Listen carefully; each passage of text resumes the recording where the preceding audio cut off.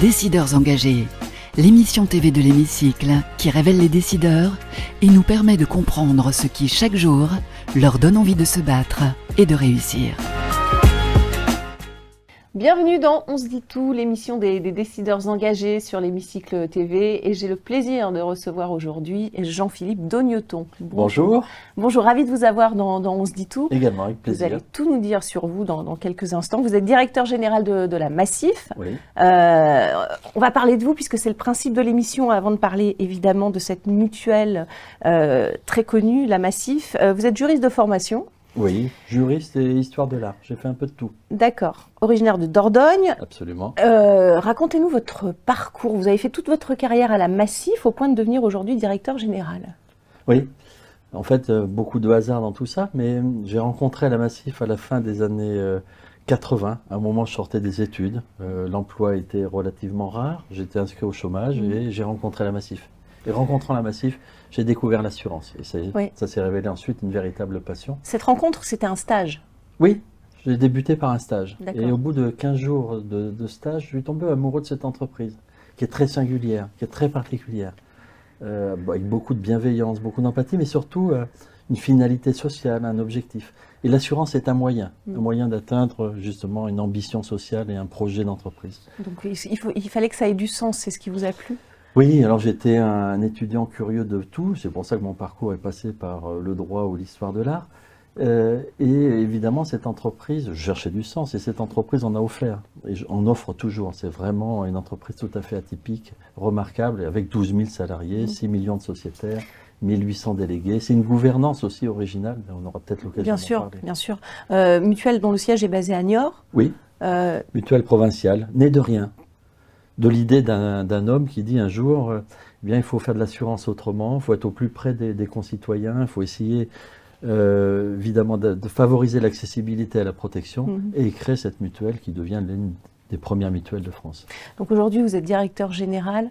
Votre parcours, est-ce que ça vous inspire-t-il justement pour donner leur chance à d'autres personnes, par exemple? Oui, moi j'ai eu la chance, et sincère, vraiment la chance de rentrer gestionnaire. Donc au contact du sociétaire, du client et de la technique. J'ai appris mon métier et ses fondamentaux sur les plateaux. Puis ensuite, j'ai eu la possibilité, au travers de projets, de missions, de réaliser d'occuper différents postes jusqu'à devenir directeur général. Ce qui veut dire que la promotion interne, c'est un formidable moteur dans une entreprise, qu'on peut franchir des étapes sans s'en rendre compte, sans le savoir.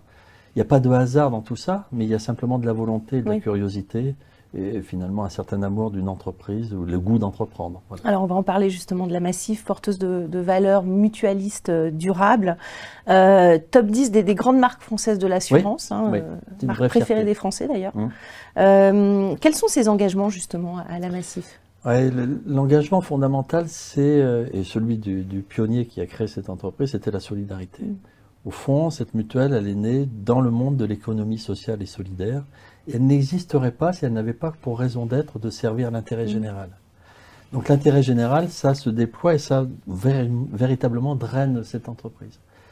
Alors on peut y croire ou ne pas y croire, simplement c'est le moteur et le carburant de cette entreprise et chaque acte qu'elle réalise est fondé sur une logique de solidarité. Moi je peux vous en donner des exemples, quelques illustrations. Quand elle crée un fonds de solidarité, c'est une des premières entreprises à le faire. Quand elle met en place Massif Solidarité Coup Dur, elle accompagne à titre gratuit et gracieux toute personne dans la difficulté avec un suivi personnalisé. Quand elle crée la prestation Solidarité Chômage, elle assure ces sociétaires qui sont au chômage pour 1 € le temps qu'ils reprennent l'initiative et l'emploi, ils retrouvent l'emploi.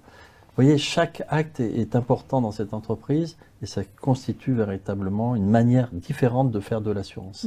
Et une assurance qui évolue évidemment. Qui se transforme beaucoup. Avec les enjeux, l'impact climatique aussi, qui est très important et qui pèse lourd au niveau des mutuelles.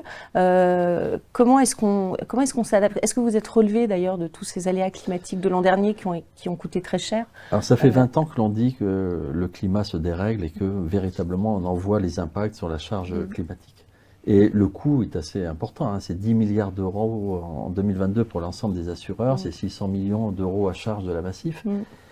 Et le système ne résiste que parce qu'il se mutualise sur une population assez large. Mais pour autant, cette croissance d'événements va nous obliger à nous adapter sur le niveau des protections, sur la valeur du risque, sur la prévention. Tous ces éléments qu'il faut activer en même temps pour essayer de contenir l'évolution et le dérèglement climatique. La prévention, très important justement face à ces nouveaux défis. Comment est-ce que vous y faites face? C'est avant sinistre et puis post-sinistre. Alors avant sinistre, c'est tout simplement éviter ou réduire l'impact. Donc il faut aller sur des zones qui sont plutôt moins exposées. Les matériaux et les constructions doivent anticiper ces événements-là. Il faut prévenir quand l'événement est sur le point de se dérouler. Puis post-sinistre, eh bien, c'est réparer avec des matériaux résilients qui vont pouvoir, la fois prochaine, mieux résister. C'est trouver des modes de réparation qui soient moins durs, plus impactants, mais moins durs et plus faciles à mettre en œuvre. Vous voyez, la prévention, c'est aussi l'occupation des territoires. Tout se joue sur les territoires. Très important, l'occupation des territoires. Vous êtes doté d'une instance aussi dédiée au sujet de l'intelligence artificielle et de la donnée. Comment est-ce que ces nouvelles technologies vont permettre d'accompagner au mieux vos clients? On essaie d'avoir le double regard. Le premier, c'est imaginer que ça peut améliorer les choses. Voilà, il n'y a pas de frein, nous, dans l'approche. Simplement, il faut contenir et maîtriser le caractère éthique. L'IA pose un certain nombre de sujets sur la donnée et sur l'éthique.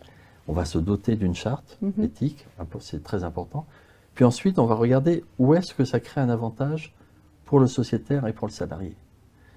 Et ce sont les bons cas d'usage qui vont être déterminants. Les cas d'usage, ils viendront de nos salariés et ils viendront de nos sociétaires dans l'expression du besoin. Donc il faut être ouvert au sujet et chercher toujours une finalité, un objectif qui servent le plus grand nombre sans détruire de la valeur. Toujours dans cet esprit mutualiste. Quelques exemples peut-être, c'est le cas pour des jeunes conducteurs? Oui, et surtout des personnes malentendantes aussi.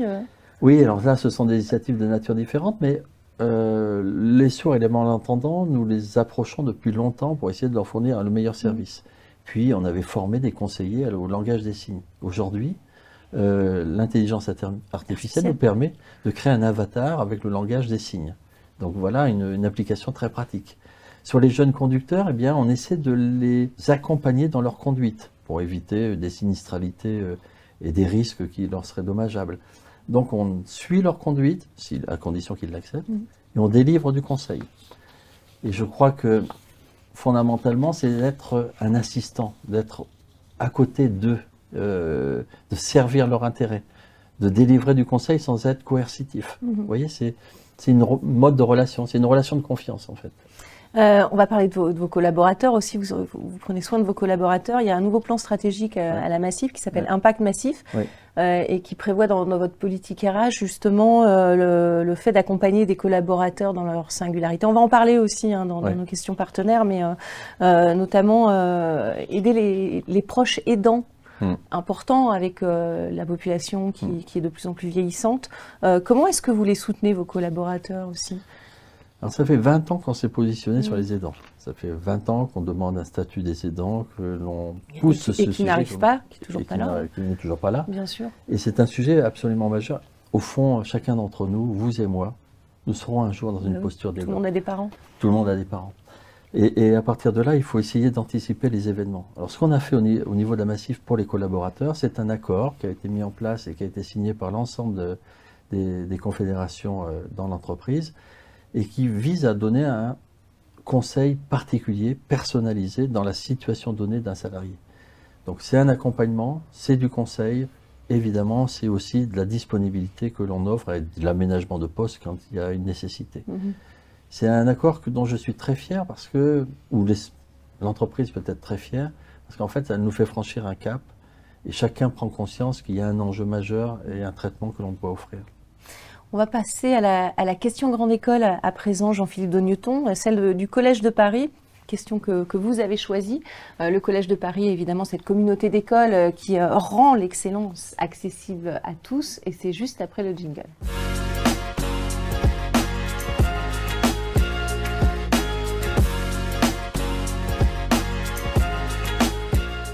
La question du Collège de Paris, Jean-Philippe Dogneton. Mettez-vous en place des actions spécifiques au sein de la Massif pour soutenir l'emploi des jeunes et notamment ceux issus des quartiers défavorisés? Oui, alors l'entreprise d'abord occupe est présente sur toute la France. Donc on a une multiplicité de sites. Nous sommes créateurs d'emplois, un créateur d'emplois net. Chaque année, on réalise à peu près 1 millier de recrutements. Donc nous sommes une entreprise qui offre des opportunités. Ça c'est assez fondamental. Nous occupons des espaces où il n'y a pas forcément des quartiers favorisés, défavorisés. Nous avons créé un CFA, une structure d'alternance. Nous accueillons 250 alternants chaque année. Nous les formons, nous les rémunérons et le plus souvent, nous essayons de poursuivre avec eux une carrière. Donc ça, c'est également tout à fait fondamental. Et puis, nous allons sur le terrain. Je l'ai dit, nous sommes une entreprise qui maillons le terrain et qui venons des territoires. Et par conséquent, nous allons au contact. Nous présentons nos sujets, nous présentons l'assurance, sa diversité, etc. Donc nous avons beaucoup d'initiatives pour cette jeunesse-là. Deux mots sur la parité à la Massif, ça donne quoi? Oui, parité, diversité, c'est vraiment là aussi très important. Évidemment, c'est dans les gènes de cette mutuelle. Alors nous sommes très présents sur la question du handicap. 7% des collaborateurs aujourd'hui ça, on va en sont parler, en situation de handicap. Et donc ça veut dire que nous sommes plutôt pionniers. Nous avons des accords avec différentes structures. Et donc la diversité est pour nous quelque chose qui est évoqué très très régulièrement. Et dites-vous que cette entreprise elle est administrée d'une certaine manière. Le conseil d'administration est composé des gens du terrain. Ce sont des gens élus sur les territoires. Ce sont nos clients, ce sont nos sociétaires qui animent cette entreprise et qui par conséquent amènent avec beaucoup de facilité tous les sujets de société. Le handicap, la diversité, les besoins fondamentaux, etc. Le vieillissement, la démographie. Donc toutes ces questions sont portées par ces administrateurs qui sont issus du terrain. Question entreprise innovante, justement. On va parler plus en détail justement du handicap à travers la question de l'association Tremplin Handicap, association qui œuvre évidemment à donner toutes leurs chances aux jeunes en situation de handicap pour réussir leur insertion professionnelle et leur parcours académique. Et c'est juste après le jingle.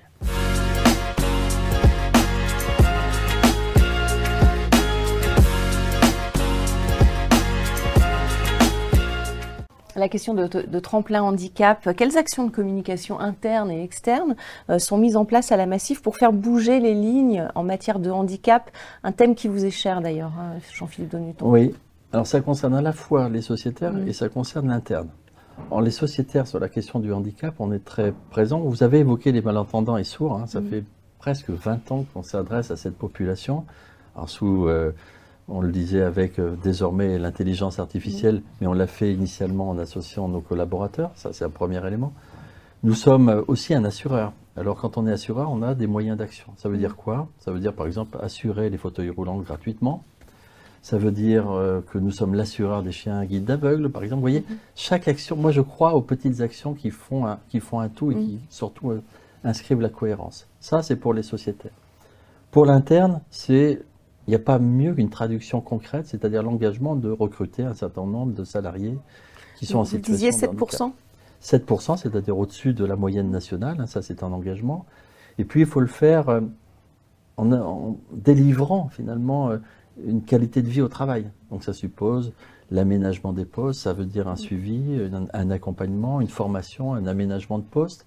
Il ne s'agit pas simplement de recruter, il s'agit d'accompagner dans la durée la personne qui est en situation de handicap. Et puis, moi, je vais vous donner l'exemple d'une situation dont je suis très fier de ce début de semaine. Je suis allé lundi rencontrer les équipes des courriers classements, et dans les courriers classements, il y a souvent des personnes en situation de handicap. Bien, elles avaient organisé par elles-mêmes, avec des valides au sein de l'entreprise, une continuation des Jeux Olympiques avec les Jeux Olympiques Paralympiques. Et j'ai passé un moment extraordinaire parce que c'est exprimé une solidarité d'équipe qui était incroyable. Et on voit bien que l'intégration se passe bien. Donc c'est venu spontanément, c'est ça? C'est venu d'eux. D'accord. C'est venu d'eux qui ont organisé toute cette initiative et qui ont mixé valides et personnes en situation de handicap. Et c'était une manifestation formidable. J'y étais invité et j'ai passé un vrai moment de fierté. Cette entreprise, ce sont des petits moments de fierté comme ça qui s'additionnent, c'est formidable.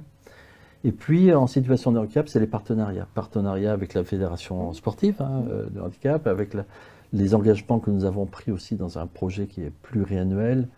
Donc voilà, c'est très vivant en notre sein, et je ne déconnecte pas ça aussi des aidants. On a évoqué les aidants.